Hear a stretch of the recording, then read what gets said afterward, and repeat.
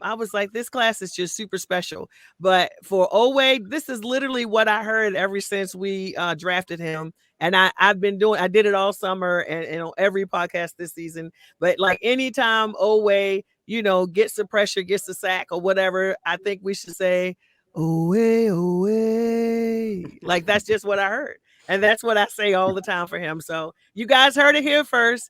Owe, Owe. So that's what we're going to do.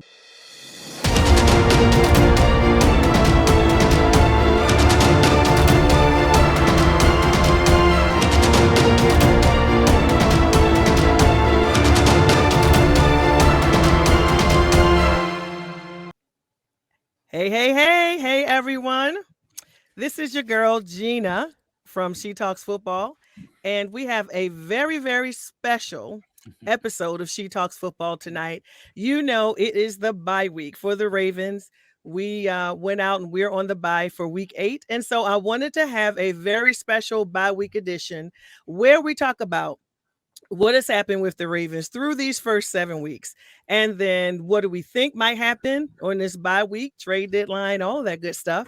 And then our projections about how we're going to fare the rest of the season. So I couldn't do that by myself. So I wanted to bring in some special people to talk about this with me. And all of these gentlemen. I know that you do, because if you are Ravens fans, you are already following these gentlemen that you see on the screen right now.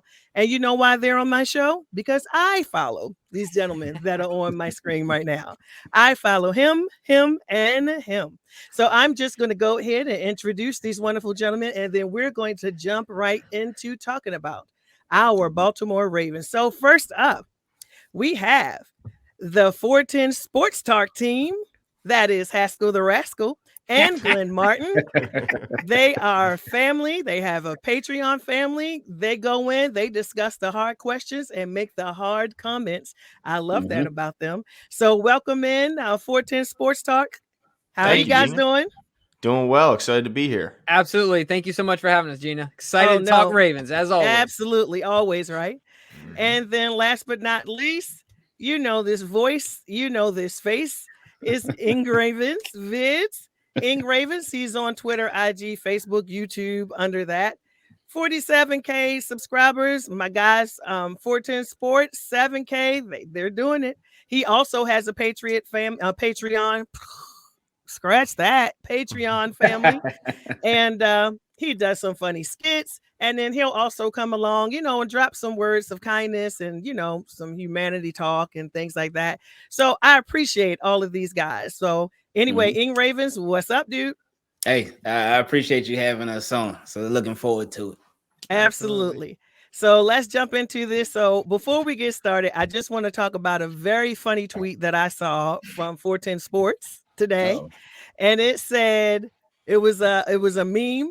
And it was a GIF, and it was Coyote, and he had the binoculars looking around, and it said, "Me looking for Bengals fans this morning." Lord, I cracked the heck up. I was like, "Yeah, me too, buddy, me too." Look how fast we got knocked off of that horse. Like a week later, you got beat by the Jets. Bengals, you got beat by the Jets. And with that, how do you go into first place on your day off, y'all? The Ravens rolled back into first place on our day off. So it was a good day for Ravens fans. Yeah, if I can kick this one off here, I don't think it could have gone any better for us yesterday. Not only so think about this. Right. One, the Bengals lost to the Jets, which is an embarrassment. Two, the Steelers won, and I'm assuming everyone on the show is not. Or no one on the show is a believer in the Steelers. They don't make me nervous as the Browns would if they were healthy. And the Browns got beat up by one TJ Watt. Right. So I don't know what else could have gone even better. And aside from that, we got healthier. I mean, every day we got healthier. One less week of damage. So yeah, yesterday was a good day, as the song itself goes. So yes, it was a good And you day. better believe we kept receipts. All them Bengals fans that was coming after us, talking real reckless, calling Ratbird this, Ratbird that, feeling real on their high horse, saying, look, this is a sign of things to come. We are on our way up. We are ascending. You guys are going down. All that change did a complete 180 when you lose to not only lose to the Jets, but you lose to a Jets team that has a guy starting at quarterback that's never started before, and he throws for the second most yards, 405 yards, 405. I mean, it could not have been any better. I couldn't wait to get in and reply to all those Bengals fans who then. And you better believe he did. Oh, I went right back in, just laughing it up. It was a glorious day yesterday. See, and this even it makes you appreciate the Ravens under Lamar Jackson that much more, because Lamar Jackson, he may have struggled with some of them before. He may have had some hard battles with some of them before, like especially the Detroit game from earlier this season. In the Colts game, I don't know if you want to call it that or not, but it makes you appreciate that Lamar and the Ravens, they've never fallen for the trap game. Throughout his entirety being here, he has never fallen for the trap game. It's been some close ones, but they take care of business against the people who they're supposed to take care of business against. Very, much the antithesis of one Joe Flacco, right? Where like Joe plays up and down to that competition. Joe play up with the competition when it's there, but he will sure hang out in the mud when he knows he can as well. So yeah, great point, Ing. That's an excellent point. Yeah, Lamar wins the ones he's supposed to win. Absolutely. And some of the ones he's not supposed to win too. Lots of those too. Yeah, according to some, right? Yeah, according to some, we were not supposed to beat the Chiefs. So we're going to jump into that. All right. So you guys, I'm just super happy to have these gentlemen. So we're going to jump right into it, because all of us on this screen right now are hardcore Ravens fanatics, not fans, but fanatics. So let's just go back to the beginning. We're going to hit these injuries just a few minutes, talking about what happened to us prior, because this is a part of our look back coming into this season, because we all came in with high hopes.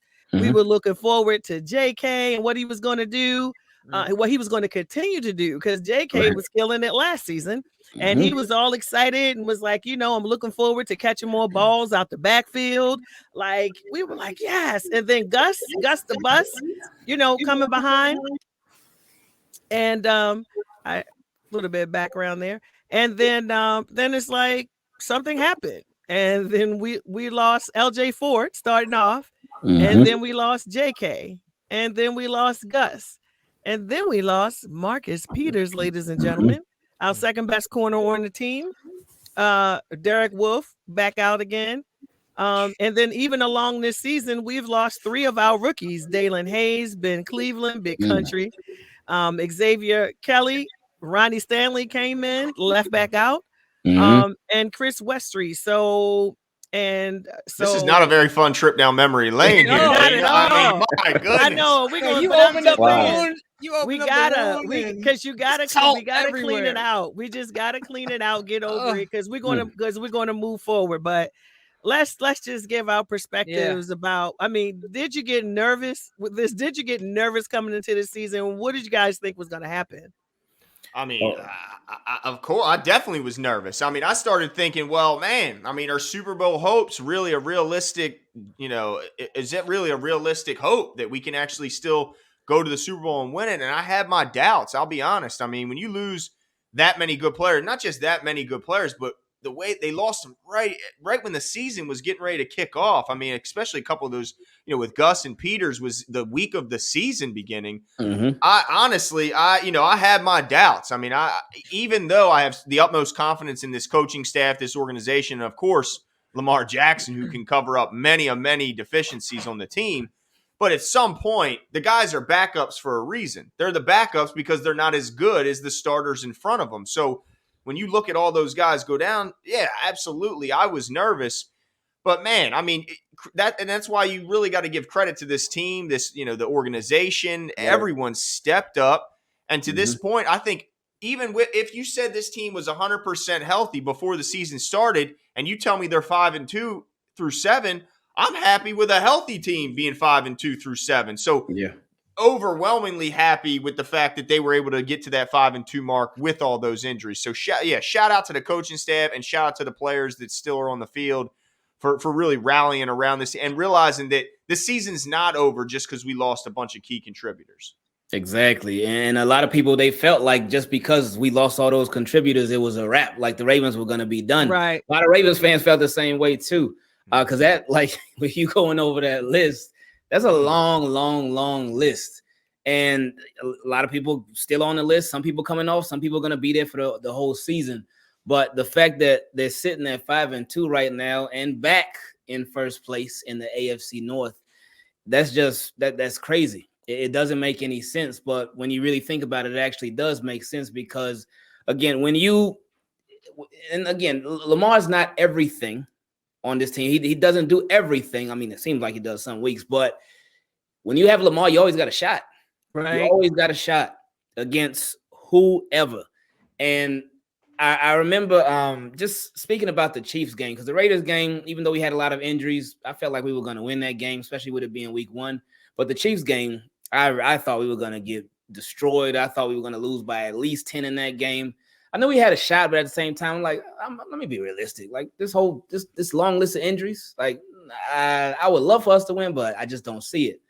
But they came through and they showed up and they showed out. And I know what he was just saying is that with guys are backups for a reason, because they're not good as the guy that's in front of them. But Ravens, they've always talked about for the longest, next man up, next man up, next man up. Right. But, and I mean, even though this season, it seemed like they were going to run out of men, but it's next man up is bigger than ever right now because you got so many guys needing to step up that much more and guys that wouldn't have gotten an opportunity. Now they're getting plugged in there and it's like, all right, it's time to go, time to show out. So Ravens been doing a real good job. Mm-hmm. Yeah, and if I can just add to that, Gina, I totally agree. And I think that we talked about the Bengals. Now, we're talking about injuries, but all credit to the coaching staff. And you talked about it. And I think it really manifests itself in a few different ways. One, obviously, we're talking right now about the reaction to the injuries and the preparation of the guys that are coming, in to replace these players that we saw as getting the chunky of the playing time. But the preparation that these second and third string type guys have coming into the season and throughout the season has a lot to do with the coaching staff. Also, the act like you've been there type mentality. I mean, we're talking about the Bengals. You can see the difference between a young coach and a seasoned coach and coaching staff and John Harbaugh, where the ups and the downs, the team stays relatively even keel next week and next game type mentality. You're only good as your next performance type thing. So yeah, huge shout out to John Harbaugh. I know Glenn and myself are big proponents of John, but the entire coaching staff, I mean, I think this might be his best coaching job of his career. I think that's a fair argument you could make based on the adversity they're up against and where they're at right now. I think that's a pretty fair argument one could make. Now, one last thing too, with that about John Harbaugh and the coaching staff, I feel like they've done a good job, and overall the Ravens team has done a good job. Obviously, they're 5-2, but we see this defense is not the same defense that it once was. The offensive line, they've been going through their struggles. So the fact that they're 5-2, despite all the issues, I think that speaks volumes too. Yeah, even the on-field stuff, not just the off-field stuff, like injury stuff you can't control. But you're right. That's a great point.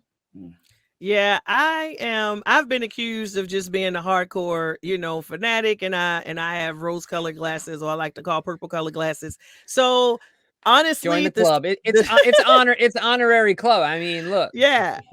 So despite the fact that we had those injuries, which it was jarring, like it was like. It was literally like, is this the Twilight Zone? So it was like, how did this happen? How did they happen so close together? Like, why? But I was like, it does not change the goal. It does not change the purpose. We're going to the Super Bowl. And it was literally next man up. And what came to my mind was relentless. That is one of our, one of the things that our team is about, relentless. And I'm just like, we're relentless. And I tweeted that. I'm like, we're still going to get it done with the people who are there. I love the way EDC stepped up and started just getting people in, bringing in Latavius Murray, bringing in Le'Veon, bringing in, what was our other running back he brought in? Devontae Freeman, right? Devontae Freeman, Tyson, and I do want to talk a little about him. Tyson Williams, was getting in there doing what he was doing. He just did whatever he had to do. I like that dude acts very quickly to me. I like that about EDC. He seems to move very quickly. And because those last injuries were right before this, like our game was Monday and we were still losing people just a few days earlier. So, he jumped right in to get people moved in there. Then we got to get them traded. Obviously, they don't know the playbook yet. Like, these are a lot of moving parts here, trying to still get this team together. And in our running backs room, like, we are a running team. Like, it would be different if it was like a team that's majority passing, but we weren't. We were a majority running team. So to have that type of effect on our offense with our entire running backs going down, that was like crazy. But I still believed in the purple. So I was shaken, but I was not afraid. So I'm not surprised that we are sitting where we are sitting right now. I am not surprised. Honestly, we could have been 7-0 right now. We really could have been 7-0. But I'm not upset that we're not, because I feel like there's a lot of pressure that comes when you're undefeated. It's just this whole nother level of pressure that's sitting on top of you because you want to stay undefeated. So it didn't bother me that we lost one or two games. So let's hit up these games one by one. You actually mentioned the Chiefs already. We started off with the Raiders, and honestly, that was really like a preseason game for us, that first game, wouldn't you say? Because it was the first time our full offense was even on the field, because we kept missing each other because Lamar was out for COVID, and then this player would get hurt. Sammy got hurt. The Marquise was out for a while. Like, all the different pieces of the offense, almost our whole O-line was out during the preseason. And that was really the first time that our entire offense was actually on the field at one time. So I felt like that was a true, real preseason game for us. And even with that, we had a few chances of winning that game. So they sure did. Go ahead. Go ahead. They did have. As we do a round table, everyone. This is gonna happen. They did have a few chances at winning the game. Offense, they put up points. Defense, it was a little rough night for the defense, but I never thought of it like that before. Like, it was sort of a preseason game. Because you do make a good point that was the first time that everybody was out there together consistently. Because in the preseason, the starting offensive line, they only had one drive together, and that was it. And that was the drive where J.K. Dobbins got hurt for the year. That game, that really showed me something about Lamar that, and I think not even just so me, really it showed the world something about Lamar that they may have forgotten about from that game specifically, and that was his clutch factor. Because Lamar Jackson in that game, he led the Ravens offense down for the score, and there were literally 32 seconds left. 32 seconds left. The Raiders didn't have any timeouts. All the defense got to do is get a stop. That's it. You just got to stop. Don't let them get a field goal. Don't let them move the ball. They don't have any timeouts. You should be straight. You know they're going to pass the ball, so you should be straight, right? But it just showed me that Lamar had that clutch, but the defense they end up letting us down. And then, of course, in overtime, we remember the whole thing. So, all right, Glenn, you're good now. Yeah, I mean, I was just going to say, I mean, that game, we lost that game twice. I mean, right. They hit the touchdown pass. At least we thought it was a touchdown. Everybody's giving their congratulations. Said, wait a minute. Get back on the field. He got tackled at the half yard. Then we get the crazy interception. And you're thinking, wait a minute, are they going to win this game? Yeah. And then ultimately they fall short. But I think what's even crazier about that game, it's not so much the guys that they lost as far as the number. They lost, they got 17 guys on IR. But to me, it's more than the number of total on IR. It's the total cap room that they got. They got more than $39 million on IR right now. I mean, just imagine, it's already a tight, the Ravens always spend right up to the cap. Right. Well, you're taking $39 million out of that pie and setting it aside and sitting in the training room. I mean, so the fact that they're able to overcome all that, bounce back from that horrible loss week 1 where the Raiders didn't lead in regulation, not for a moment. They didn't lead at all in regulation. They didn't lead until they ultimately won the game in overtime. So to lose such a devastating game and turn around and bounce back and beat a Chiefs team that was everyone said you couldn't beat. This is a team that was everyone's. Remember they were talking 20-0 before the season. That's what Pat Mahomes said. He said 20-0. He did. And we had big old slow, Big O, this big old punk. This big punk, he said he wasn't going to let his guy get touched. Well, that's what he said. And so he coming back to town. This game had a lot of energy. I told you, they come hard. That's why I love them. Yeah, I mean, look, they were charged up. And the fact the Ravens were able to – and then the first throw of the game, you throw a pick six. I mean, we were at that game. Oh, no. Here we go. And to bounce back, show the resilience. I mean, shout out to this team, to Lamar Jackson. I mean, my goodness, to Lamar. I feel like every show we should just be, thank you, Lamar. Thank you, Lamar Jackson. Because, I mean, my goodness, where would this team be without him? But 100% right. Tough loss week 1, but wow, way to bounce back week 2 and get the job done. Right. Yeah, I'm just hanging out over here because I picked the Ravens to win week 2. Yeah, he did. I gotta give him credit. Oh, so did I. Did I, bro. So come on, let's get into this Chiefs game. So did I. And I'm always on Clubhouse. And I'm on Clubhouse in these different rooms all week long. And I was like, y'all don't bet against the Ravens. Ravens can win this game Sunday. Oh, they were laughing me off the stage on Clubhouse. I'm tweeting it. I need to go back and find my tweets. I'm like, we can win this game. Like, I knew it. As soon as I saw them on the schedule, I was like, this is our year. We are getting this monkey off our back. They are not kryptonite. And Lord, they took that far and long just because he was like, I guess they're the kryptonite. Like, it was just, he just said it in passing. And they ran with that, the media. And I'm like, nah, we got this game this year. And even with the injuries coming in, I was like, we're still going to win this game. I knew it. But come on, get y'all views out there. So I was not surprised. But let's start with James first. Yeah, I appreciate that. As the honorary homer on the show of 410 Sports Talk, I did choose the Ravens to win that game. But my feelings about the game were I saw a lot of resiliency there. I saw a lot of, I got really excited about Odafe Owe, made some big plays and certainly proved me wrong. I mean, if anybody watched that's right. If anybody watched our draft party, that's why every once in a while you'll see in our comments, wow, because that was all I had to say after we picked him in the first round. I was not a fan. And I've been proven wrong. I like him. I'm excited about what he can do moving forward. But either way, I mean, I think just resiliency was it in that game. Some emotional maturity.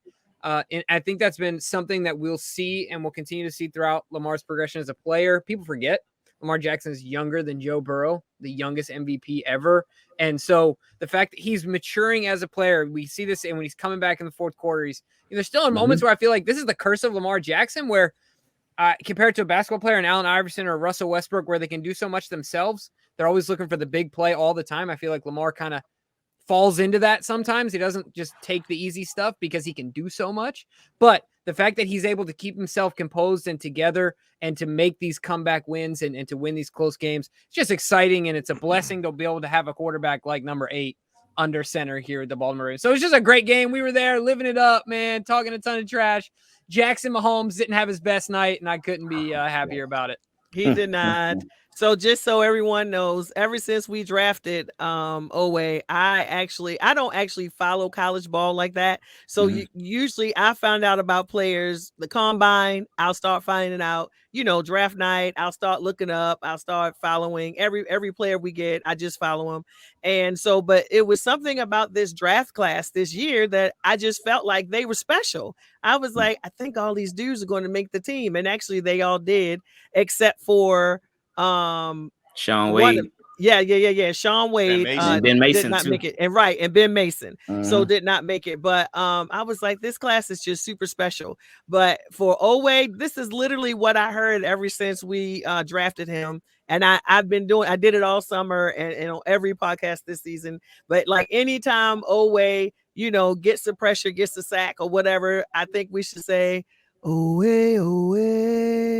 Like that's just what I heard. And that's what I say all the time for him. So you guys heard it here first. Away. So that's what we're gonna do. But anyway, let's go ahead and hit that. Chiefs game. I love it because after that Chiefs game, and you saw some other people say it too, but I would see a lot of Chiefs fans like on YouTube, Twitter, or whatnot. They would say, "Oh man, y'all got lucky. Your Ravens got lucky. Ravens should have lost this game. If Clyde Edwards-Helaire didn't fumble, then the Ravens would have lost. If this wouldn't happen, if this, and I always tell people, I say there's no such thing as luck, but then that's like almost discrediting both the Ravens and that's discrediting Odafe Away and Lamar Jackson's game-changing plays because Odafe Away, he didn't fall into It was a Clyde forced Edwards-Helaire. fumble. Yeah, he forced the fumble. He knocked the ball out and he recovered it. That's not luck. He did it. He made it happen. And then right after that, first down, second down, third down, the Ravens didn't get it. So, all right, what do? And I love that call so much, man, because I was so used to, as a Ravens fan, whenever we would play the Chiefs, minus Lamar Jackson's rookie year, but whenever we would play the Chiefs, it would just seem like the Ravens were like scared or like they were intimidated or something like that. So the fact that on fourth down, game is on the line. Literally. This is like, and if you don't get this, they're in real good territory.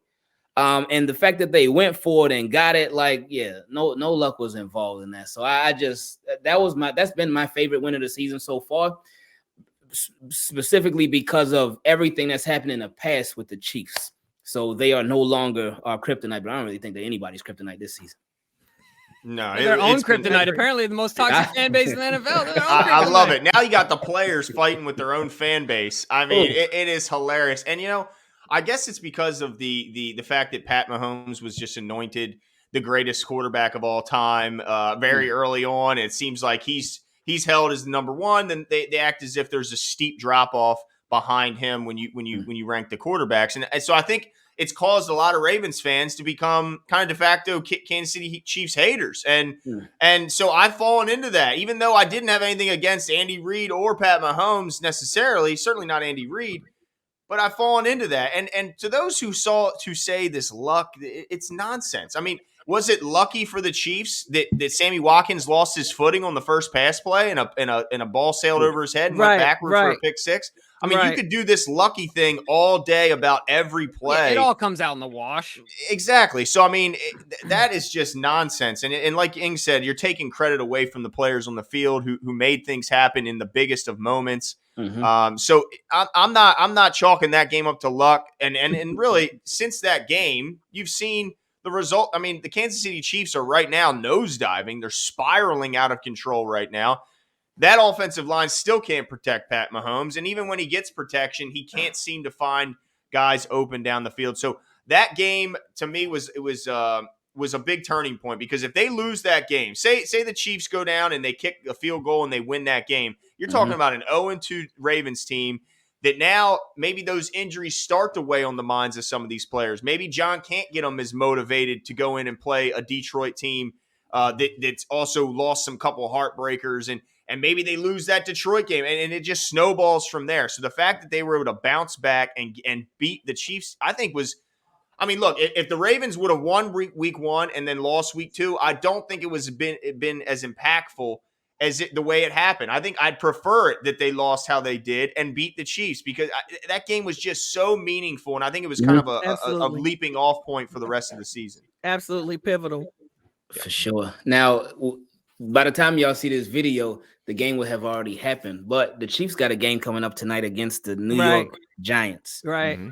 Do you think that this could be another Bengals-Jets type of game? I know I'm hoping that it is. Oh, but do you think it could, I hope so. I don't think it will. I have no confidence in the Giants. I mean, I look, I don't know. I don't like Gettleman. I don't get their whole organization's direction. But I'll say this, I'll be the biggest Giants fan of the night tonight because I love seeing Kansas City just nosedive. If they somehow miss the playoffs with the team that was a lot were picking as a guarantee to come out of the AFC, if they miss the freaking playoff, I will be overjoyed. I'll be happy. And yeah, you can call me a hater. You can call me that's fine. I'll be excited to see it. So I'll be rooting for the Giants. And I've contaminated Glenn.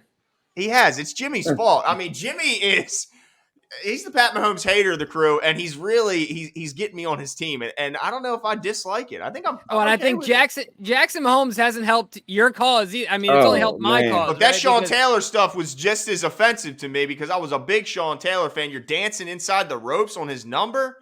Unacceptable. Yeah, really bad. And he's continued to do some crazy things since then at other games. So that Chiefs game, I was going to say, it was absolutely pivotal. I had no doubt that we could win this game. Like I told you guys, just literally none. And we absolutely, we needed that win. We needed for the NFL to know we don't really have any true rivals, like people that we just can't get past. Like we don't do that. Like, we had that fate with the Titans for 2 games. They beat us in that season, but then we came back in the playoffs the following season and whipped their tails in their house and stomped on their logo like they did. And y'all started that crap. We didn't start that crap. And so it was time for us to put the Chiefs out the pasture. It really was. But anyways, you got another comment on that Chiefs before we roll over to the Lions? No, I'm ready to get in the Lions game. Let's do it. All right, let's roll over to the Lions. So we're in Detroit. And like the way that game ended was just crazy. Somebody go ahead and jump in on that one first. Oh man, not even though just the way that it ended, but the way that it was going, because that's when Hollywood decided to have his worst game ever. Yeah. Lamar in that game, he was just so on the money from start to pretty much finish. He did have one bad pass where he was pressing the way through the interception, but man, that game, like the 66-yard field goal, it shouldn't even have been a conversation. It shouldn't have even been an attempt because the game, it should have been a blowout. But coulda, woulda, shoulda. What happened. So the fact that the Ravens, despite all the drop touchdown passes, despite all the drop regular passes, the fact that they still were able to get that win, and especially with that crazy 66-yard field goal, it was just wild. It was wild. And I remember watching the game live. I initially thought Justin Tucker missed. I thought he missed it because I thought it hit the crossbar and then it went backwards, but I didn't realize that it actually went over the crossbar and still hit it. And when I watched the refs, I was just waiting for them to go like that. And I was like, oh, man. And all these thoughts were going through my head like, man, we're about to have the same record as the Lions, man. This is going to be so embarrassing. Like Ravens and Lions both wanted to, ew, man. But then when the refs went like that, I was like, oh, what a relief, man. I saw your video, too. I saw your video. So, yeah, it was just crazy, man. And thank goodness that we got the best kicker in the league. And Justin Tucker, he's somebody that it's a beautiful thing when you have the best and they're recognized as the best. They get their respect because everybody knows Justin Tucker. It's not one of those things where people are debating like between Patrick Mahomes and Lamar Jackson going back and forth. No, everybody, they know who Justin Tucker is and they give him his respect too. And after that game, yeah, he certainly earned it even more. I was kind of undrafted kicker. That's right. I was kind of upset that the Ravens put him in that situation. Who's that? Justin They had Tucker. to kick a 66-yarder, man. Yeah. Hey. Well, I mean, look, if Hollywood holds on to a few of those balls, then it's a totally different situation. Mm-hmm. But of course, he did not. But the thing that jumps out when I look back at that game is it was the second half was really the tackling issues is what really resurfaced in that game, and we still see them to this day. I mean, we were up 13-0 in the third quarter, and then we started blowing every tackle to their running back room. I mean, DeAndre Swift caught on one drive, he caught like 6 straight balls out of the backfield and just kept getting yak yard after yak yard after yak yard. And then Jamal Williams was turning it up and running between the tackles. I mean, both those guys really turned it up in the second half. It wasn't necessarily Jared Goff doing a bunch. It was him dumping it short, and then the guys were doing a bunch with it. I mean, I remember that was the game where Pat Queen had him on the sideline. And I mean, I could have pushed the guy out of bounds. He was already tight roping, and somehow Pat Queen threw his whole body into him and didn't knock the guy out of bounds. And that was really the start of I think where the fans started to really dislike what they were seeing from Patrick Queen. I think that game was really the start of it. And obviously now Josh Bynes is snatching snaps away from him every game. So that game, that's what I remember, is obviously the drops from Hollywood, but the tackling issues. We saw him the previous week with Travis Kelce doing his thing, but you kind of go, well, it's Travis Kelce. I mean, this guy is that.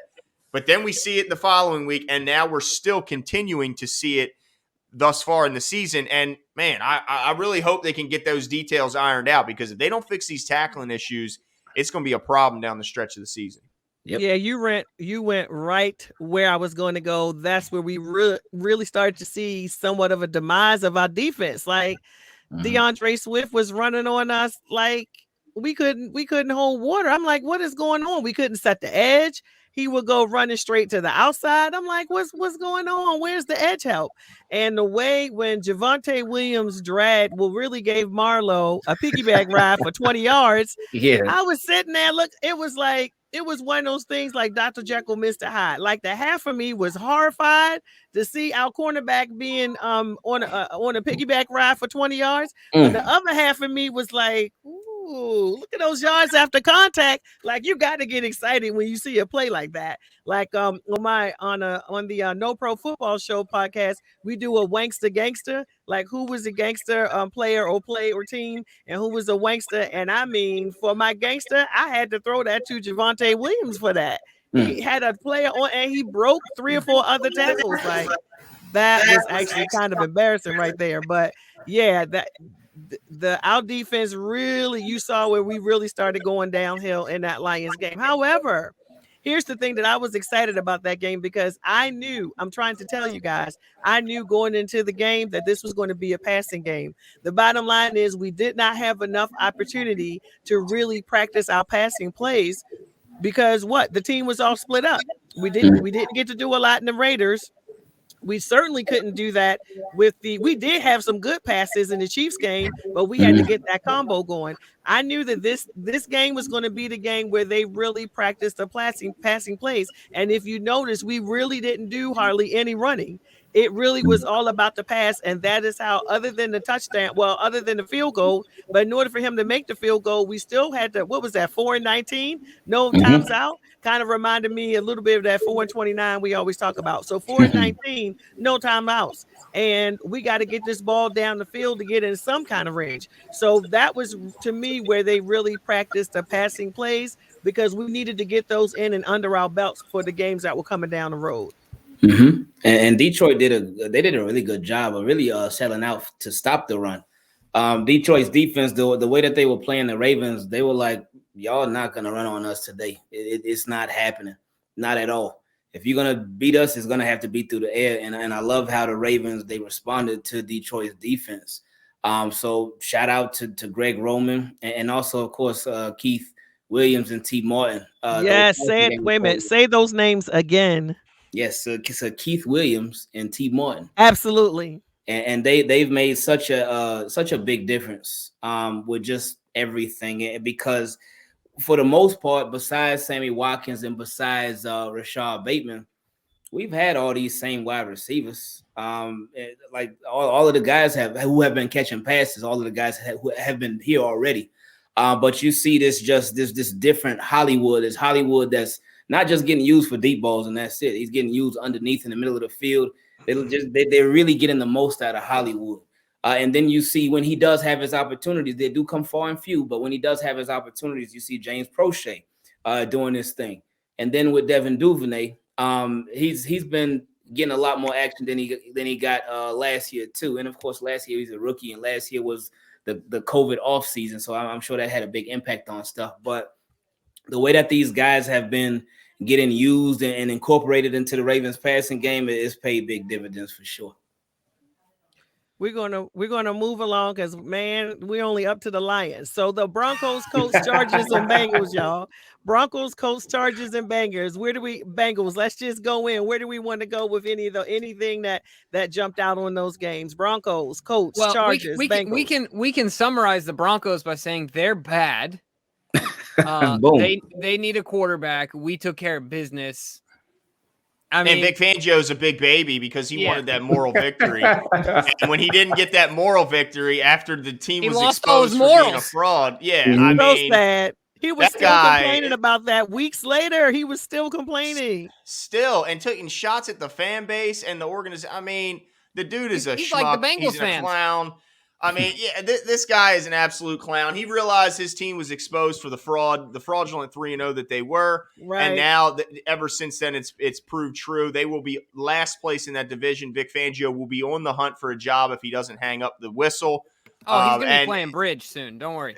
Yeah, I mean it was an embarrassing loss at home when they thought they had something there. The Ravens just went in there, took care of business, and not only took care of business, but I like that they went for that streak. I like that John Harbaugh puts value in that they worked so hard to get that far. I mean, this isn't a streak where it was a one game and they could have a shot at it next week. You're talking about years of consistency to get even an opportunity. And if you weren't throwing and calling 3 timeouts in the final minute of that game when you're down 16, the Ravens would have never gotten the ball back and had that opportunity. So he should be mad at himself, and I think part of him was. But he took it out on John Harbaugh and the Ravens. But I'm most disappointed that he won't let it go, and he's still talking about it. But, I'm just glad they've been exposed, and they're garbage. And then Von Miller was traded, you guys. Yeah. Did you see that? Yeah, crazy stuff. To the Rams. They're no longer the Rams. They're the Los Angeles Oprahs because they gift draft picks just like Oprah gifts everything to everyone all the time. You can have a pick. You can have a pick. I mean, it's just you crazy. Can have a pick. By the next time they have a pick, my son will be like 8. It's ridiculous. So I mean, and so to kind of make sure we have time, of course, I know we want to get to what's coming up next and things like that. Gene, obviously this is your show. I'm not trying to hijack it. But the one thing I wanted to say about the Chargers and the Colts games, the best thing about Lamar Jackson being an efficient passer is, first of all, it's beautiful to watch. I love the quiet. All the haters are so quiet when Lamar Jackson throws an absolute dart. Right. And like the 4th and 19, perfect example. But you can go over and over and over again through the Chargers game, through the Colts game, and Lamar Jackson is just setting them up, knocking them down. Right. Hater after hater, narrative after narrative, over and over and over again. Thus disproving the fact that there's a big difference between him and Patrick Mahomes. Not a substantive difference between the two. Stylistically, yes, but in output, no. I mean, that's what comes to mind when I think about those two games when we won. The Chargers game was an absolute complete game. We, games scheme wise, we handled them on both offense and defense. But Lamar Jackson throwing the football is the most beautiful thing to watch because it's quiet. No one's saying anything. You can't say anything when the guy's throwing the ball because he's already the most dynamic runner at the quarterback position in the history of the NFL, and it's not really that close other than Mike Vick. So just so great to watch. Nothing, there's very few things that make me that happy. That's one of them. Yeah, he definitely had been shutting down a lot of narratives that people have been talking about. And that Colts game, that Colts game, just the way that it started, the way that it had been going through the first half, the Ravens, they left points on the board, they missed opportunities, and it felt like the Colts their offense was just dogging the Ravens defense all first half, but the Colts offense only scored 10 points in the first half, but it felt like they had a lot more. And then in the second half for the Ravens to finally wake up, it took like till the end of the third quarter, but they finally woke up and they finally got it going and they kept it going. And they it was crazy. Just that whole game, just watching that comeback, them being down by 19 points at one point of the game. Yeah. And coming back and winning in overtime. And they did it like 99% through the air. And that's what everybody has continued to say that they can't do. Everybody say Ravens, they can't pass the ball. Lamar can't throw. He's inaccurate. He's this, he's that.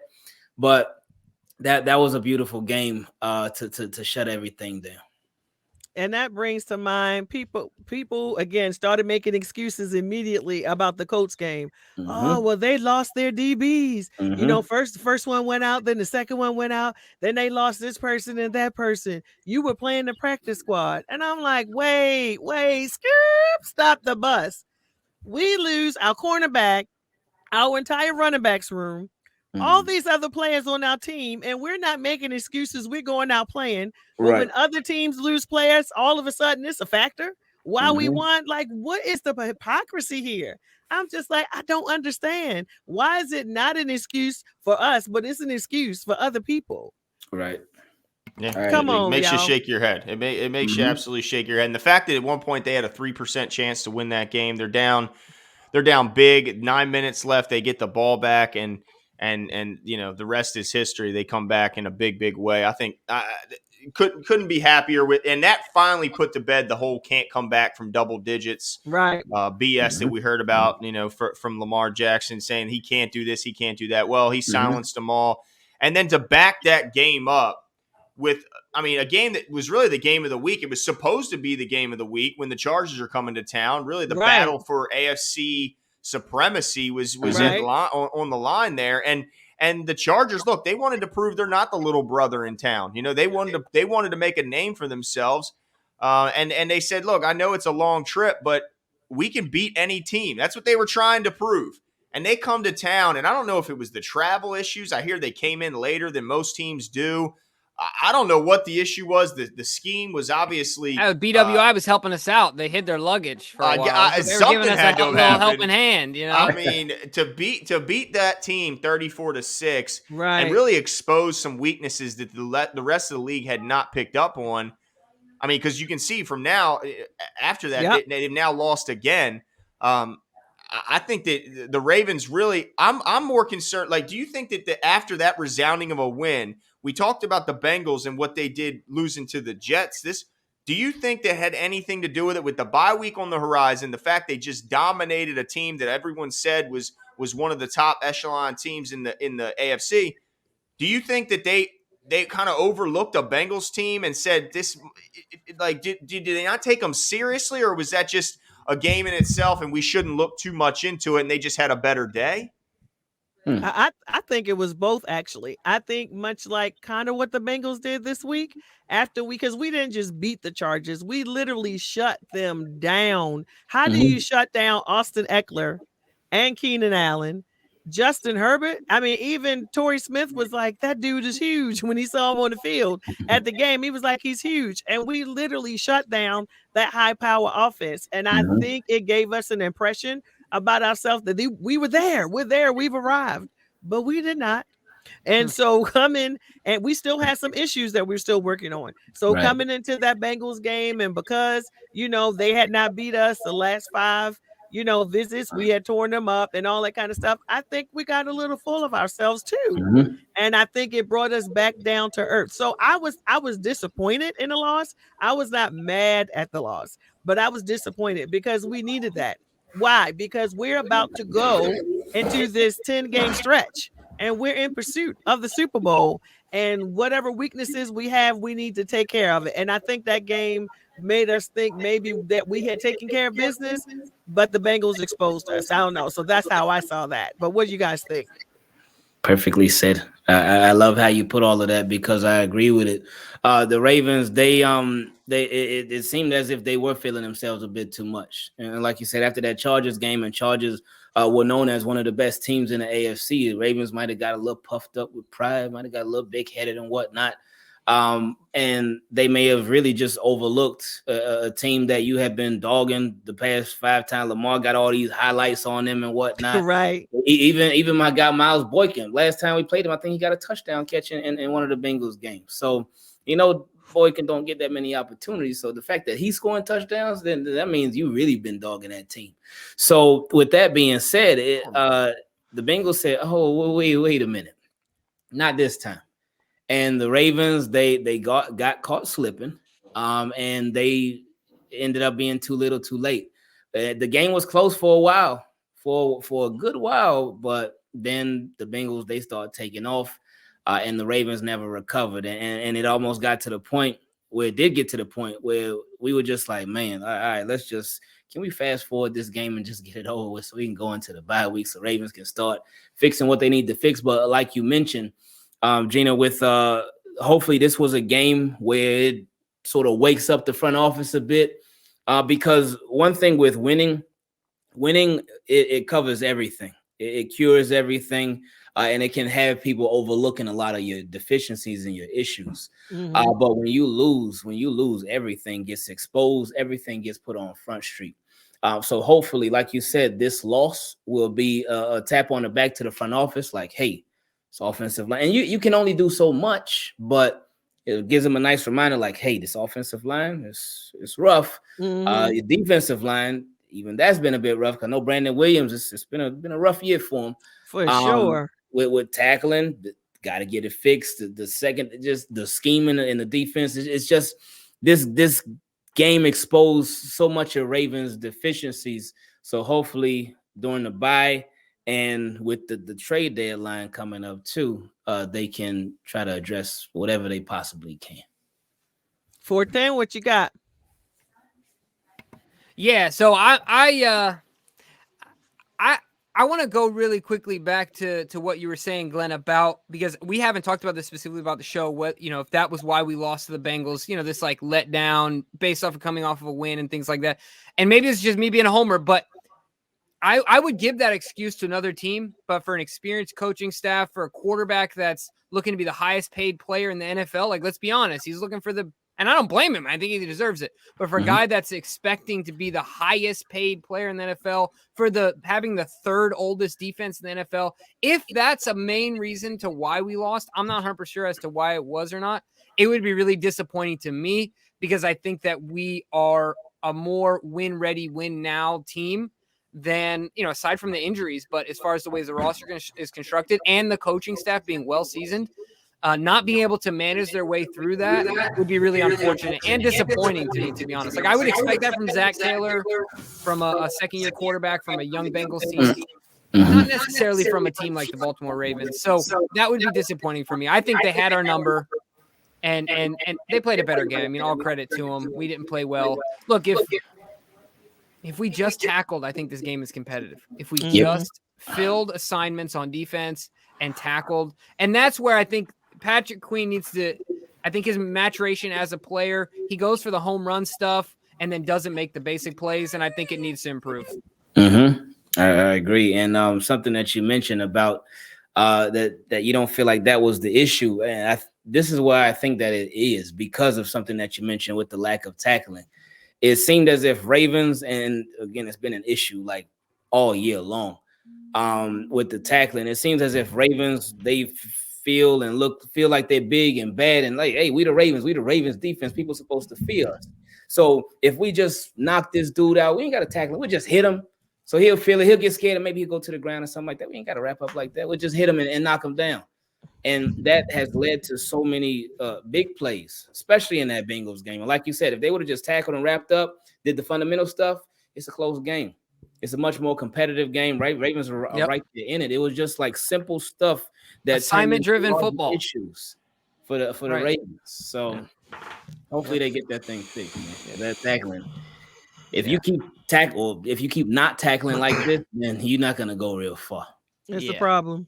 Yeah, and I think a lot of it also is about perspective, right? I mean, the Ravens looked at this game; they just won 5 in a row. Probably thought they should have won all 6 of their games, and they're going into a game against a team that had been, since Lamar's been here, kind of the little brother to them. I mean, they've been, it's kind of reminds me of like Back to the Future when McFly finally gave Biff one of these, because and Biff took him a little, he turned his back, he was a little cocky, he thought he was good. And then little brother, the bully, turned around and gave him one. And I think that's what happened here. The Bengals came into this game they were just a hungrier team. They were the team that needed to prove something in this game, whereas the Ravens probably didn't really respect them and look at them as a true competitor. Maybe just looked at them as a team that, all right, we're going to go in there, smack these guys in their mouth, and they'll be back to being in the bottom dwellers in the AFC North that they've been the last few times we've played them. And so I think a lot of it, and it's got to be, I agree, Jimmy. It's disappointing to hear this from a veteran group with such a veteran coaching staff, but if you just won 5 in a row, knocked off some, you just beat the tar out of a Chargers team that thought they were going somewhere. You beat the Chiefs. You probably thought you should have beat the Raiders. And if you don't have the injuries right before the game, you probably feel pretty good that you should have beat them as well. It's hard to not feel yourself. Like I see people are like, man, that guy's cocky. That team is cocky. Well, wouldn't you be a little cocky too? I mean, it's hard to not get caught up in yourself. I'm sure these guys watch SportsCenter. I'm sure they check the power rankings. I'm sure they watch and see, man, they're blowing us up. We are something, man. They're right. This Good Morning Football, you know what? They're right. We are pretty damn good. And I think they may have just caught up in it. I mean, they could not have, but that's just my outlook is I can't wait till we go into the jungle later on this season because I think it's going to be a totally different matchup and a totally different result. Absolutely. So we're into the bye week right now, and the trade deadline is tomorrow, Tuesday, November the 2nd. Is there someone that we should be looking at you guys to bring in? What kind of changes do we need to be making right now in our personnel? Even if we don't bring somebody in, are there players we should be moving around in different positions? What do the coaches need to do? Like, we know changes need to be made during this bye week, right? So that we can go take these 10 games that we have in front of us, and we need to win most of these games, at least, quarter by quarter, every 4 games. If we only get like one loss maybe out of each of these quarters of these next 10 games, we'll probably be sitting pretty at the end in terms of being division winners. So you guys have any thoughts? What do we need to do in this bye? Do we need to do anything, or do we just need to buckle down with what we have? We really have all the goods. We just need to buckle down. So who wants to jump on that fast? And you don't have to cover everything, but who wants to jump in first? I have 2 words, Phillip Lindsey. Phillip Lindsey. I have heard that name a few times. I have. That'd be a good one. I got 2 words as well. Simplified defense. The reason I say that is because on defense, when I try to think of a player that would really make that much of a difference, or a position where they could add something and it would be like, oh, all right, this is going to be the position that really helps us big time. I can't think of any. Pass rusher, linebacker, DB, safety, corner, whatever. I can't think of anything. So I feel like with the defense, again, like we spoke about on a previous segment, it's the fundamentals, it's the tackling. And I feel like with that, because Wink, he has a complex defense, as we know, but he'll have guys doing like 50 million different things instead of what they really specialize in. And I feel like if he just really simplified it, that will make everybody's job easier. And not to say stop blitzing, because we know he's going to blitz, but I would say scale it back just a bit, just a little bit. Adafe away. Don't have him dropping back. Justin Houston. Don't have him dropping back and those are your pass rushers. Have them rush the passer. It doesn't need to be all exotic. And I would say simplify the defense. And as people start getting more comfortable, as people start playing better and playing more efficiently, and they start wrapping up, then okay, slowly ramp up the defense, ramp up your exotic blitzes and all that, ramp stuff up as the season goes along. But I feel like that the defense needs to be simplified in order for everybody to specialize in what they do and specialize in their jobs. Yeah, and I think I agree a lot with what you guys said, but I think there is a name out there that right now the Ravens could go after. They have a history with this team in trades.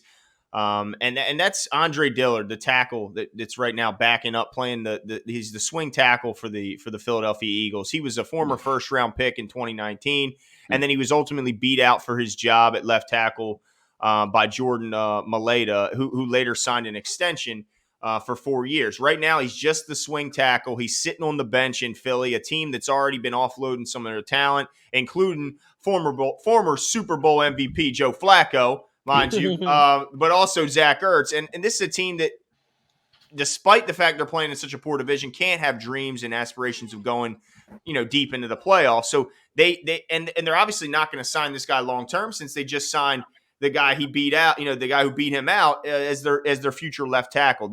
I'm worried about our tackle position. We just you got a high ankle sprain for Makari. And now, let's be honest, the tackles were shaky before that injury. Now you're telling me that you're going to go into the rest of the season with Villanueva, who's been battling injury, and really, there's been varying levels of success depending on which games you look at. I'm concerned about the tackle position. What if we lose him? I mean, you got to have an answer there. So I think they go out and I'm hopeful that they go grab Andre Dillard. They have a history there. John came from there. So the relationships are already there. And I hope they grab him. But as far as defensively, I think they look at the names coming back as really their trade deadline move without having to make a trade. I mean, Derek Wolfe is going to make a huge difference once he's in there in the defensive front. Right now, they're just not getting the job done. And you can say it's age, you can say it's this, you can say it's that, but bringing Derek Wolfe will allow guys to fall into their more natural positions, but also most importantly, it'll allow Wink to continue to bring guys in and out of the game, keep them fresh, and do those rotations that we're more used to seeing and keep these guys in positions where they can succeed. And let's not forget, Dalen Hayes is still expected to come back at one point or another. Chris Westry, there's hope that he'll come back and add some depth to the secondary. And then Nick Boyle on offense brings. I mean, there's packages. Best blocking tight end. Yeah, there's packages that Greg Roman's not even going into right now because he don't have Nick Boyle, who's basically an offensive tackle with the feet of a fullback. So I mean, you got to understand they're getting a lot of help back from the injury. That is basically as if they're trading for 5 guys. So, but I still think they need to address the tackle position because boy, imagine if they lose Big Al. Who in the world is blocking for Lamar's blind side? Yeah, you might as well tell Boyle to start hitting the drive-through, right? Yeah, I mean, honestly, hit the drive-through. That's right. Get the full fat milk, the whole rung of Oreos, turn it into cereal. Look, I know all about it. Just get right to it. Come over to my house. We can show you how it's done. But yeah, absolutely. I agree with you there. I mean, at the end of the day, look, these players are expected, not likely, are expected to be back. You said it, Glenn. You said Nick Boyle. And Derek Wolfe, you talk about Sammy Watkins, you talk about Ben Cleveland. Those are 4 players that play 4 pivotal positions based on our defensive and offensive scheme. And so it's going to be, I just that alone, I agree with you. I think will be enough. But I have a feeling about Phillip Lindsey, though. We're talking about the trade deadline. Based on his salary, based on the fact that we need some explosion out of the backfield, and based on the fact that he plays for probably the worst team in the NFL right now. So I think it could be interesting, certainly moving forward. I like the Dylan. That's a name I'd not heard before. I'm with you. I'm so concerned about our offensive line. My thing is, as I'm sure we all believe, everything begins at the line of scrimmage. And so we definitely need our front to be on it. Like if our offensive line is fixed, Lamar has all the time in the world to throw. We got holes opening up, hopefully, for these running backs. It'll take some pressure off of our DBs with Peters missing back there. So literally everything begins at the line of scrimmage. So I'm with you on that, Dylan. I've heard that Phillip Lindsey, another name that I heard thrown around was Marlon Mack. What you guys think about that? Yeah, Marlon Mack will be okay, but I mean, is he really that much of an upgrade from what we have? I mean, Latavius Murray, while he hasn't looked great here, he's hurt.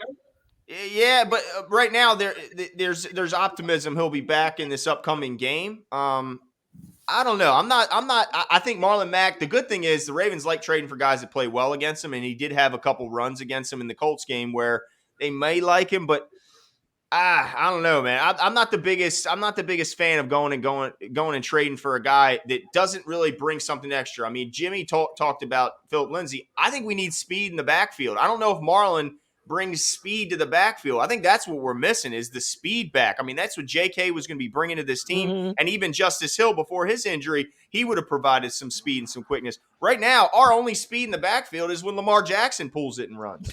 Right. Right. Yeah. Justice Hill. Anyway, okay. I'm just gonna stop. Poor guy, he's hurt, Jimmy. He's hurt. I can't hurt him while he's down. I can't hurt him. Man. Yeah. Okay. I'll tell you what. He picks a good brunch place. Blue Moon in Baltimore City. I do not get paid to say this. Saw him at Blue Moon. Saw him at a line there when I was picking up some food for my family. And yes, so he knows how to pick a good brunch spot. At least he can do that. We love you, Justice. We love you. Get well.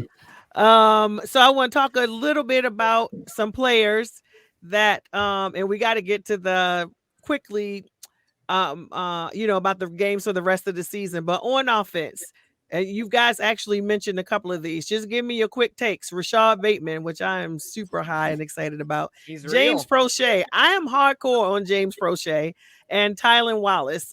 What do you guys think about those three? James Prochet, Rashad Bateman kind of goes without saying. I've been telling everybody, if you didn't pick him up for your fantasy, you should have been picked him up weeks ago. You should have had him in your IR, just sitting on the bench waiting to come back. I'm really expecting that dude to do some great things. I'm high on James Prochet because he gives me that. I said it was Anquan Bolden. No Pro Football Show said it was more like Steve Smith. But that grit, I'm going to get the ball because if it's anywhere in my vicinity, I'm going to get this ball. If I got to come down with your arm in my catch, I got this ball type of wide receiver. Like I miss that from Anquan Bolden. And Steve Smith did the same thing. And James Prochet gives me that same vibe. But what do you guys think? Rashad Bateman, James Prochet, Tylan Wallace, hit it. Rashad Bateman, he's been as well as advertised, and it was crazy because in his first game against the Chargers, I thought that since he got activated, I thought he may play like maybe 15 to 20 snaps or something. He wouldn't be out there too much, but he was out there a lot. Like, and for this to be a rookie, and knowing how the Ravens operate, for them to have him out there as much as they did, I was shocked. But it was a pleasant surprise, and he's looked like he looked like he had played in the first 5 games. He didn't look like he missed any time because he just fit in so well. I was worried that him and Lamar, they might not have that connection since it's a real game. It's not just practice. No, they had a great connection, both in that and the Bengals game. So Rashad Bateman, he's been everything so far that we've hoped for, and it's a beautiful thing because in his first 2 games, he's looked better and better. But he's gonna continue to grow with Lamar since he's a rookie. This is his first year, so it's only up from here with Bateman. Okay, and I'll jump in. Tylan Wallace to me is a guy that I was excited about when he came out. I love his contested catch ability. A lot like you were saying with those players in the past who just go up and win those 50-50 balls. I think he's just a guy who plays way bigger than his size. But I think there's a natural there's a bit of a pecking order here, and he's got some guys in front of him, and it's hard to argue him over any of the guys right now in front of him. I think they all deserve a chance, and I think he'll get his chance, but he's probably going to have to wait unless there's a rash of injuries at the position. Right. And then when you talk about James Prochet, I think a lot can be said the same with him because of the fact that Devin Duvernay was able to show he's not just a kick returner, that he's also a really good punt returner. That knocked the value of James Prochet because that was really why he was activated every game last year until Devin took over the spot, was because he was the presumed best punt returner. Well, now he's not that. Now he's not the best punt or kick returner on the team. So Devin Duvernay, kind of seals up the fact he's going to be activated every game. And then also when Devin Duvernay has the ball in his hands, he's a difference maker. I mean, that's why he's, I guess, such a great punt and kick returner, is because he's got the running back mentality. He's fearless with the ball in his hands. He does a lot when it comes to yak yards. Prochet to me is more of a niche guy. He's a quick, shifty guy who can get you some third downs, but I don't know if his game is versatile as some of the other guys ahead of him. I mean, Bateman's an obvious stud. I think he's going to be a guy that's going to have to be, the league's going to have to deal with for years to come, as long as he can stay healthy, which he has, except for this one injury his whole career. I think he's going to be big problems. But it's just hard with Prochet because what does he bring you that other guys can't bring you? And so what argument can you bring to have him activated every week when you have a limited number of roster spots? Good point. So on defense, Anthony Averett, Justin Madubuike, Tavon Young. Tavon Young, it's been a pleasant surprise to see that at this point of the season he's healthy and he's been playing pretty well. He's been having a really good season to me. And I think even though he's a slot corner, so it's a bit different, but I feel like he's actually been having probably the best season out of all 3 of our corners. And that leads us into Anthony Averett. With Anthony Averett, overall, he's been all right. He had a very tough assignment given to him with the Marcus Peters injury because this wasn't expected. I mean, I'm sure it's like one of those bittersweet things for him. Like, oh man, I ain't want to see my boy go down, but at the same time, okay, it's my time to shine, and it's my opportunity. I do think that he won't be a Raven in the future. After this year, I think he'll end up signing a big contract in free agency, but so far this year, I think he's been all right. Could use some improvements, but again, hey, it's gonna happen. not necessarily obviously not a rookie. He's been in the league for a couple of years, but he really hasn't had this exposure like that and this experience, and he hasn't been out there that much. And for me, for Matabike, I want to see a little bit more. Toward the end of last season, he was coming on strong, and he made some nice plays here and there this year. But I just want to see more, and it could be a rotation thing. Could be just that he may not be out there as much, but I just want to see a bit more from him. And I expect him, though, to really take over for Brandon Williams.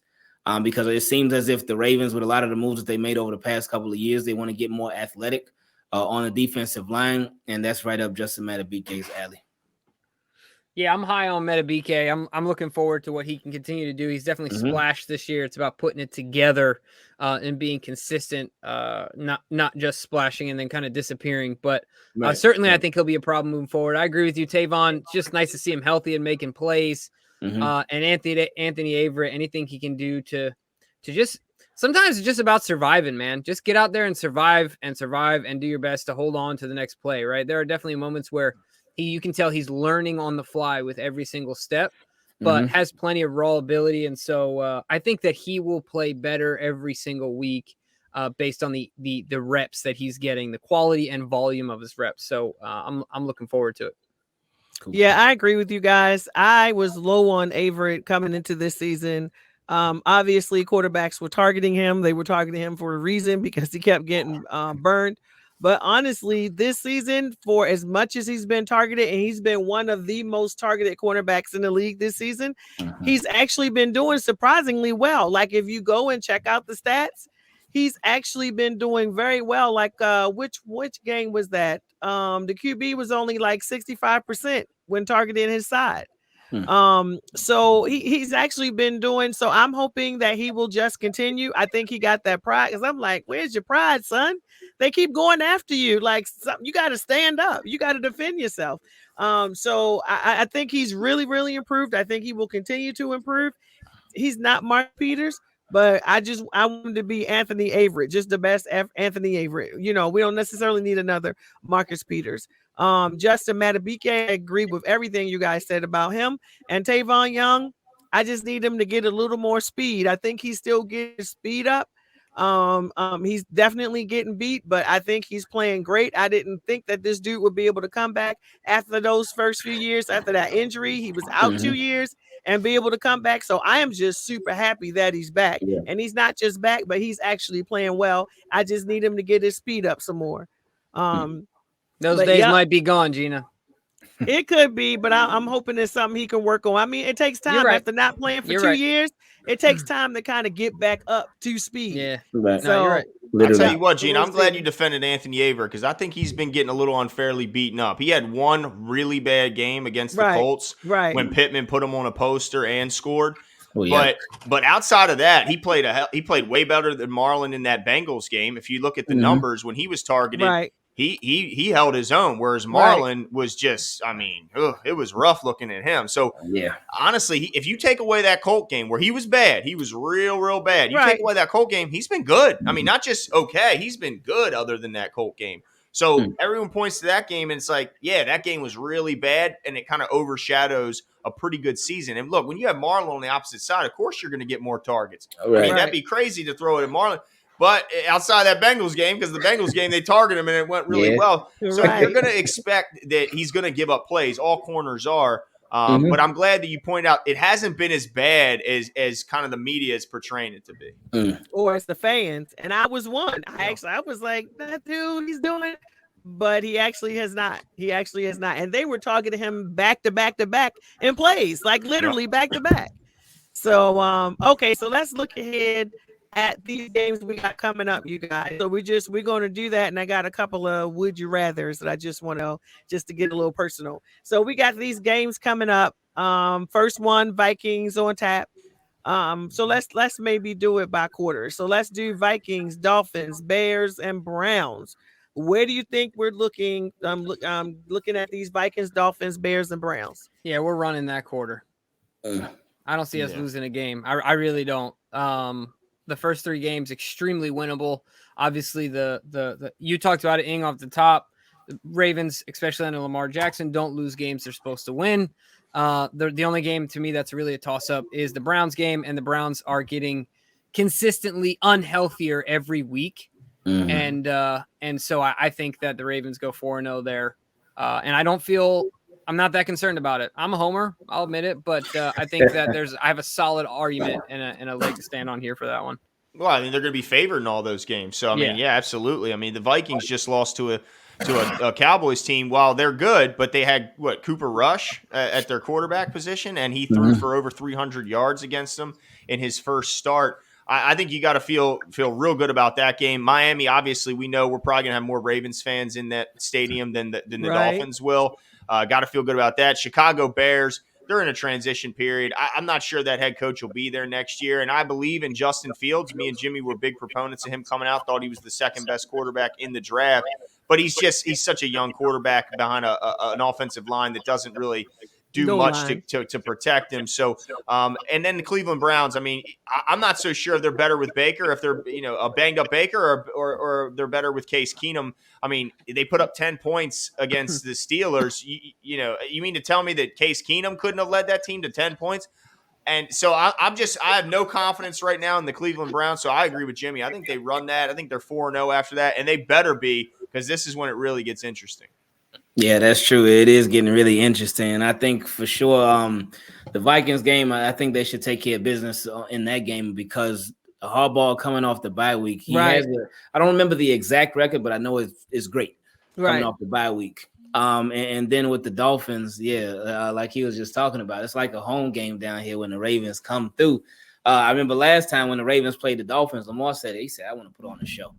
And he did just that. So hopefully he follows that up with an encore. With the Bears, with Justin Fields, with him being a rookie, usually with Wink, with all the blitzing and all his defense, he really takes advantage of the really young quarterbacks and the rookies. So that should be they should be able to get the best of the Bears. Now, depending on which Browns team we get, which one shows up, this is the one that would concern me the most out of the four. Obviously, all four it's any given Sunday, so you never know.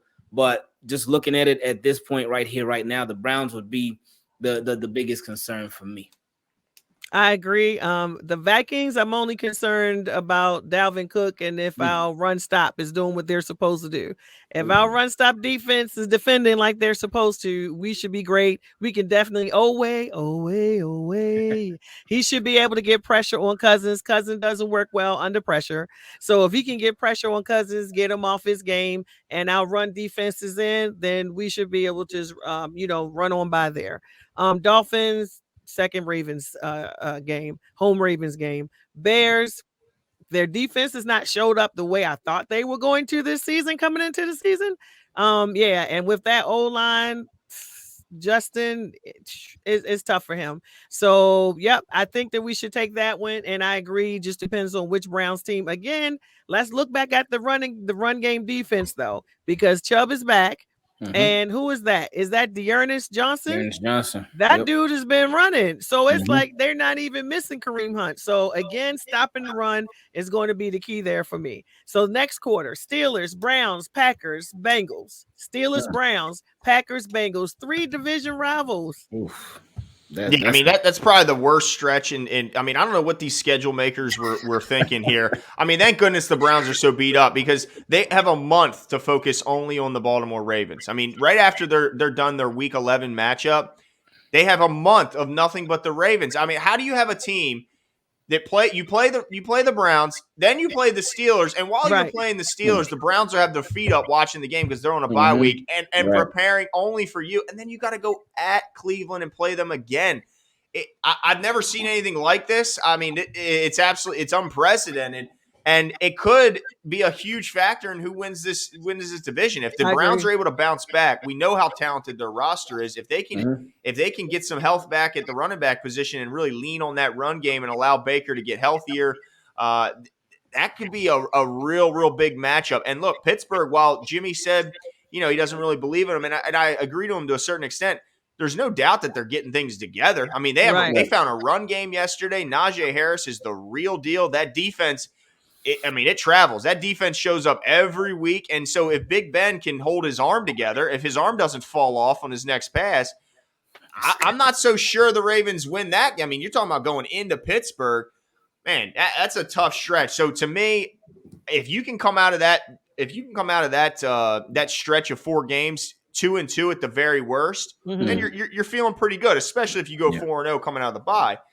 But if you can come out 3-1, then you're feeling real good. You might be eyeing the number 1 seed in the AFC. Steelers, Browns, Packers, Bengals. What you guys got? You're not feeling so hot. No. The Aaron problem Rodgers is got him shook. The problem is I want to say 4-0.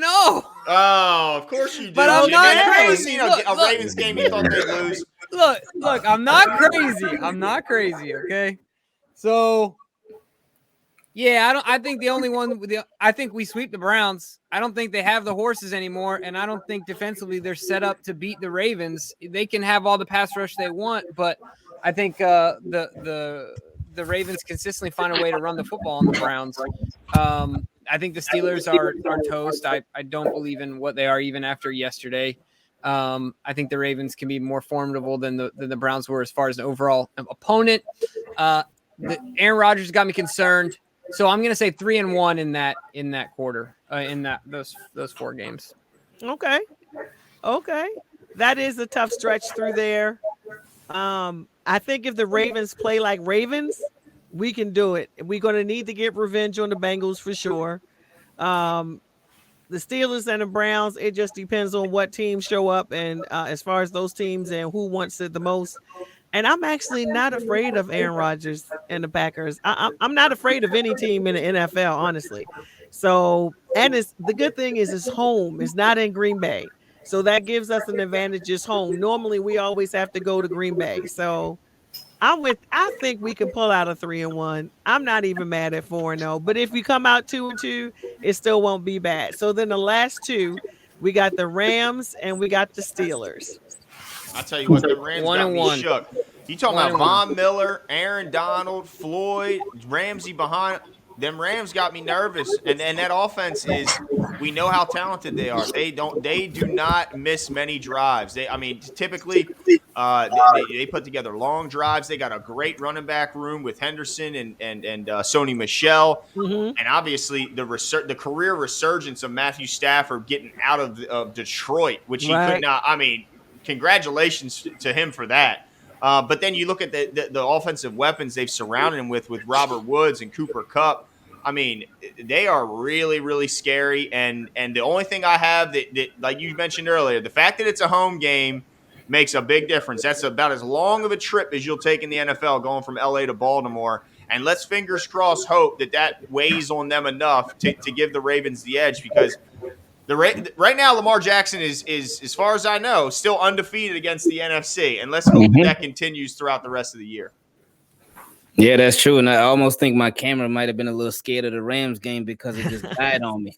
But with that game is, you see this Rams team and they just got that much stronger. Oh, and to end the season out against a division rival in the Steelers, that's tough 2 games to close out the season.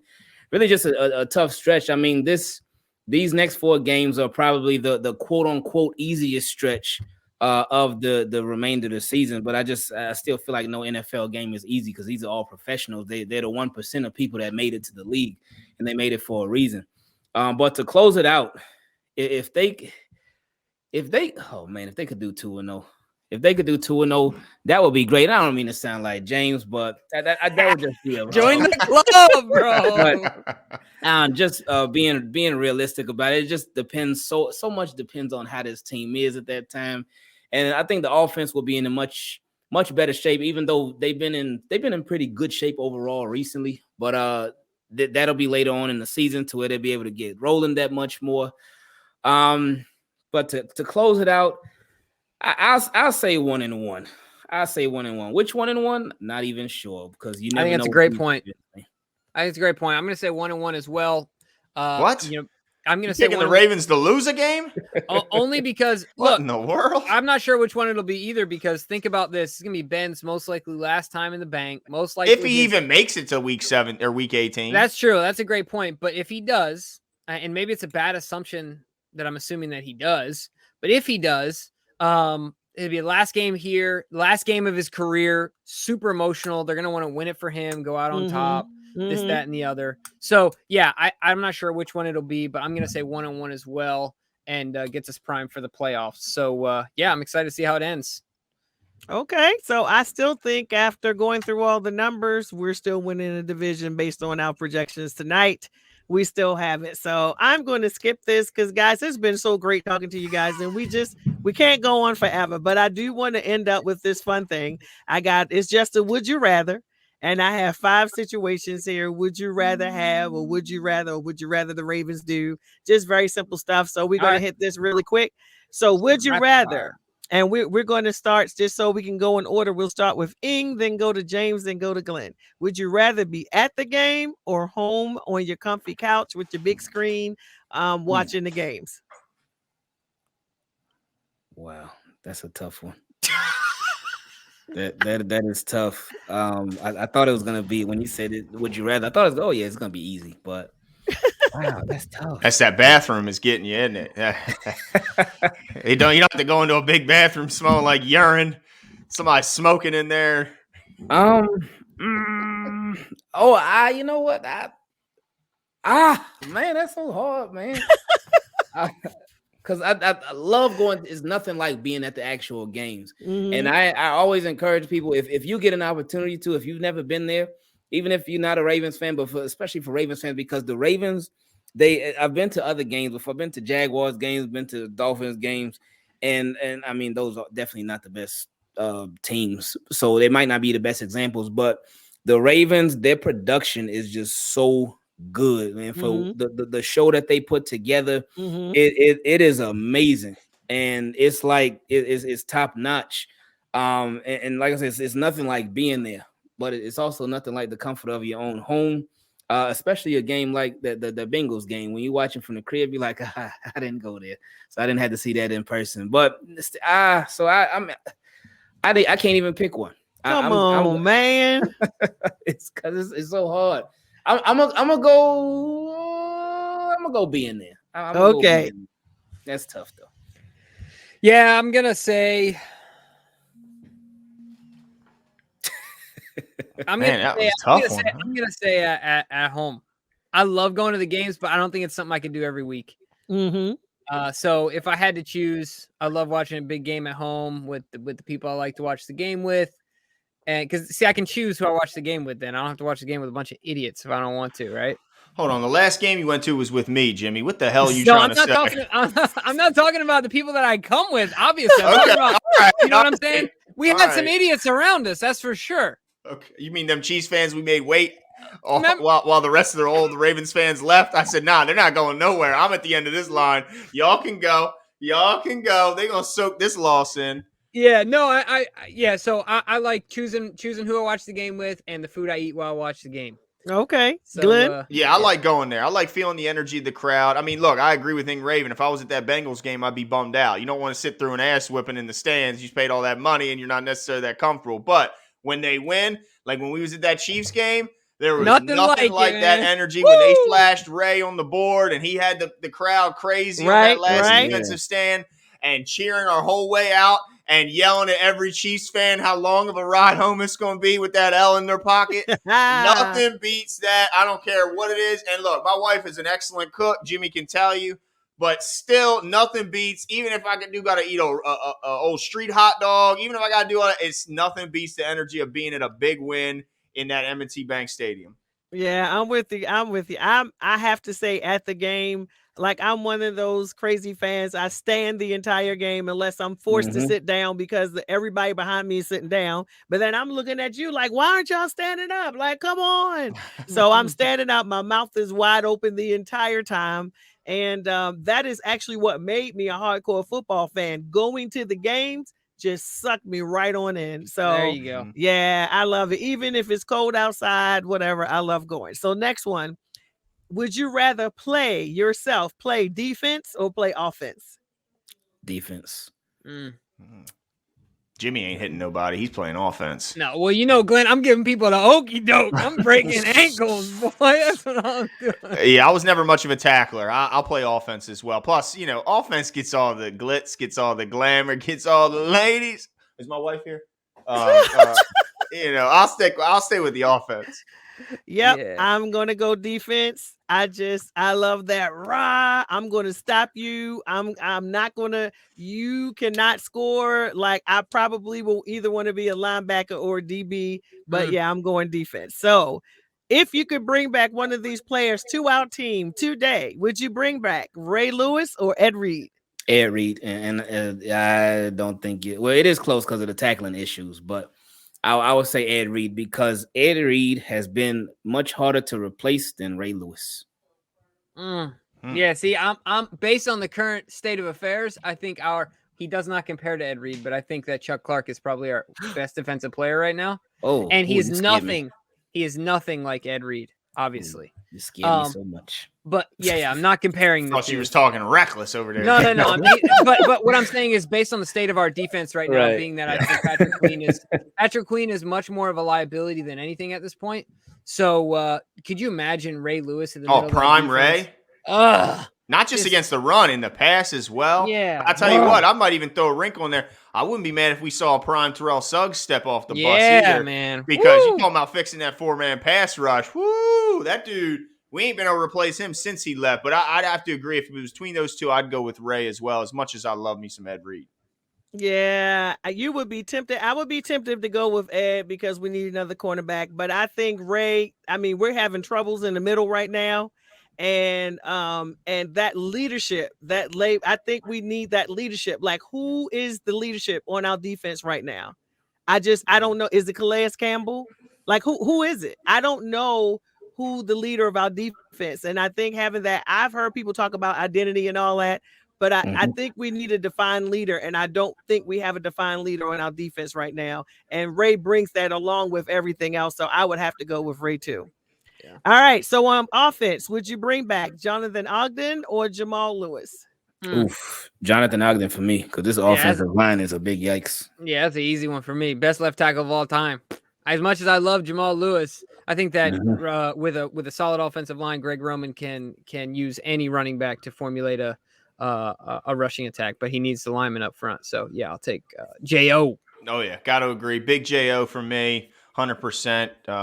My only thing would, if you bring back one of the great receivers from back in the day, although they're going good right now, I wouldn't mind seeing Anquan in his prime also step out there. But if you give me those lists, I'll go with J.O. as well. Yep, I'm with you guys, J.O. And last but not least, their unis.